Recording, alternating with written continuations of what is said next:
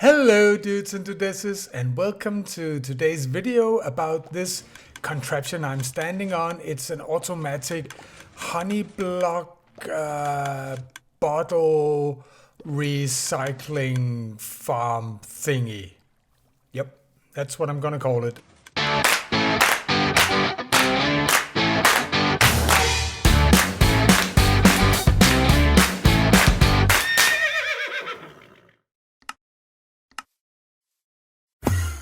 Welcome back, and here you have it, dudes and dudesses. Today's project, the honey block recycling bottle thingy farmy. And you can probably tell it's a honey farm, a honey block farm, because there's beehives and there's some flowers and there's bees popping in and out. But other than that, it probably looks different than what you're used to. And if you're thinking right now, how does a bee farm or honey block farm normally look? Look it up! I mean, I can't do everything for you, can I? So the bees are popping in and out, and I've been wanting to do something like this like forever, but I got re-inspired recently by Copfan135, who made something similar like this and even made a tutorial for it. It's a honey block farm that does not require every slot in the dispenser to have glass bottles in it. Normally you have to have these all filled. You put a stack in each slot, and this doesn't use that. And that's the technical challenge of this farm. And the game changer, of course, is the crafter. Normally you have a manual crafting process that you will need to have to get out the honey blocks, but now you can have this happen automatically, and then you can pick up the glass bottles and return them to the dispenser. As usual, I will leave a world download in my Discord community, so don't despair. You will be able to see it for yourself and tinker around with it. This is what the farm looks like from the side, but I have actually, per usual, made a slice over here, so it's a bit easier to talk about. I hope. This is the whole thing, the whole dealio for each beehive that you have to build. So it's a bit more than in a normal honey block farm. Some of the components, of course, is the same as in any farm. It's a dispenser where we normally have glass bottles. It's a beehive where the bees are in there and they're making honey. You can see it's full right now. And then underneath we have a hopper minecart ready to pull out the bottles with honey and put them down underneath. But you can see there's a contraption here. That's a small item filter. It sorts for honey bottles, and when there's a honey bottle, full honey bottle, it goes down there and into the system and into this barrel. In the actual farm, let's just go over here. You can see, of course, it doesn't go into a barrel. It goes into a small hopper chain right here, and then into the crafter that crafts it into honey blocks. But that's the setup. Now the middle part here is actually what differentiates this from a normal honey block farm. Normally the dispenser with the glass bottles are fired when it reaches a level of a comparator reads out the output from the beehive, and when it reaches 5, it fires it and takes out the honey in the farm, in the beehive. But we don't, this farm doesn't work like this. We have, we fire this every time a bee goes in and out of the hive. So we have to have some kind of mechanism that also picks up empty bottles, because the farm is not always full when it's fired. So the full honey blocks go, the honey bottles go down here. But if it fires an empty bottle and there's no honey in the farm, it just goes into this hopper line right here, and then is pushed up here and put back into the dispenser like this. So it actually fires more frequently than a normal farm. So when it's full, it goes down there, but if it's not, the empty bottle is just returned into the dispenser in a cycle like that. Now let me just demonstrate by putting in some glass bottles, and we don't need that many. 8 is more than enough for this farm to work. So you can see that the beehive is full and we have glass bottles in there. So now we just need a bee to get in or out. Let's just try and make it night and day again. Then normally they pop out. If there is a bee in there indeed, I can't remember. Let's just try and see. Day, is there a bee in there? Perhaps there's no bees in there anymore. Oh yeah, there it is. So you can see it popped out and it fired and it harvested the honey. And now there's 7 bottles right there and the honey bottle has gone down there. Now, every time the bee pops in and out, it will fire the dispenser and you will see that a glass bottle goes through the system. Can we be lucky enough? Yes, you can see it went in there. So now, even though there's no honey to be harvested, it used a glass bottle and it just returned in the system up there to the dispenser. So that's how it works. But then, Fab, how do we detect that a bee goes in and out of a beehive? Because normally we don't have detectors in the game that can do any such thing. And that's where this small setup comes into play. It is a kind of bot powering thing that detects a block update on the beehive. How best to explain this? All right, let's see. Let me just get some materials here. You probably know about bot-powered pistons. Even though you may not know exactly what it is, you know it's in the game. Let me just get something like this. And some kind of block, like a slime block, for instance, like that. If I put the slime block right there and I put the redstone right there, you can see now I powered the piston, even though that the redstone isn't directly powering the piston. Now, if I remove the redstone again, it keeps on being powered. This is now bot powered. And you probably heard of this. And it's a good mechanic that is used for a lot of things in the game.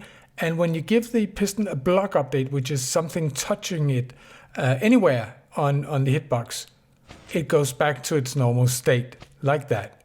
Now, the thing with bot powering a piston is that you cannot automate it. I mean, every time you need it to be bot powered again, you will have to have this manual process of doing something like this.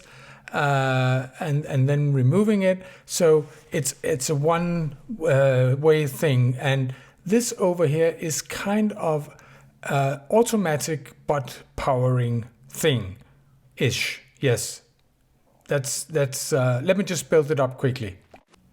And here we have it. You can see a comparator, an observer that looks at the comparator, and an observer that, let me just get this button right here, because this needs to be powered like that. And now it's kind of automatic. So everything that touches this comparator right here, if we change the state of the comparator or we put a block there, it will update, but it will reset, you see? And if I just put a block there, it will also update and reset, and it will update and reset. And that's basically what we are using in the farm. Now, you don't have to use a copper bulb over there. You could also use composter with something in it, or a cauldron with something in it. But that's the idea. It's a self-resetting bot powering thing. And every time there's a block update, and there is when the bees go in and out of the beehive, it resets. And we utilize that. There, perfect timing. And we use that to fire a glass bottle right here. And we also use that via a comparator and the observers to push the bottles around in the system. So that's basically how this farm works. So it pushes the bottles around like that. It harvests when there's honey in it, and when there isn't, it just recycles the bottles. There's actually only one thing that might be somewhat difficult for building this farm. That is that you have to have 4 rails besides each other going the same way when you set it up. So I like to use powered rails like this, but if you place powered rails, they will turn like that. I mean, rails still is a pain. So what I do is I place them like this. And then you can kind of manipulate it like doing like that. And then you remove that one and you place that one and you place that one like that. And then you get 4 besides each other. Another part of this farm, of course, is the crafting setup. We have the hoppers going in there. We have it set up to the crafting recipe for honey blocks. And this is basically my stand-up setup for auto crafting. So what you have is a comparator looking at when there's a full, and then you have this set up to 8. So there's only one slot that isn't full. So there's always a power of 8 on the observer.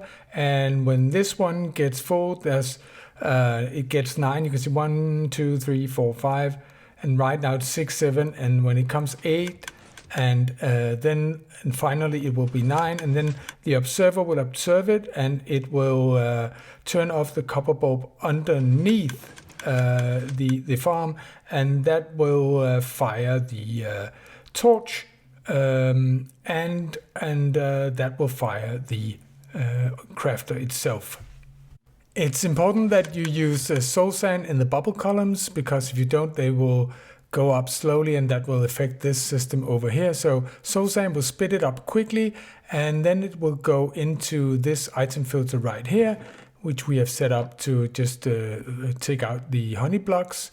You can see right here is a normal item filter, and then the rest of it, which is the bottles, will continue through these hoppers over here. And right here we have something that we are reusing from the old MineTheFab furnace array, which just makes sure that the glass bottles are equally distributed into each slice. So that's what it does, 1 glass bottle in each. And that is why we actually have a setup of 4, because the crafter spits out 4 bottles. So that's why the farm has this exact size.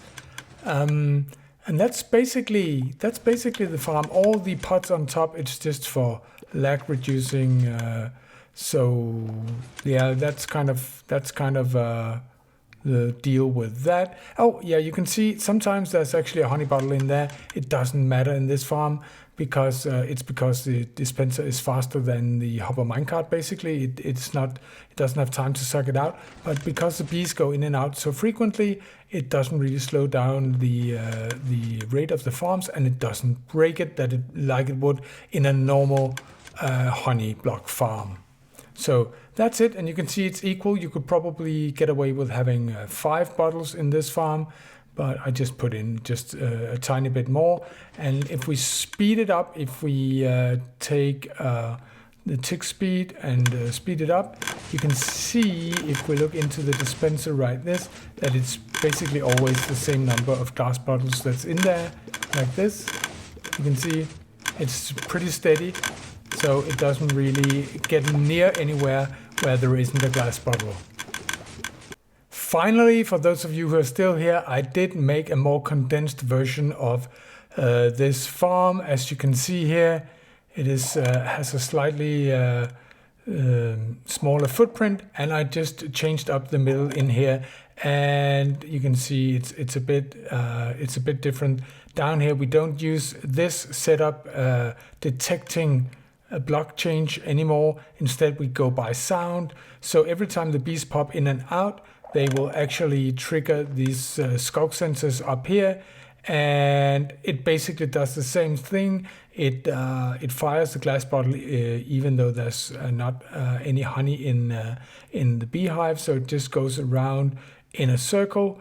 I don't think this solution is quite as elegant or technically interesting, but it does have a smaller footprint, and yeah. So I will leave this in the world download for you to see as well, if you think that this might be a more fun solution to play around with. All right, enough rambling, dudes and dudesses, and I think I will call this farm the Honeyficator 2024. Thank you for watching along so far, and if you have, do leave a like if you like the video. If you're brand new, subscribe, and I'll be seeing you in another video coming here soon. Bye.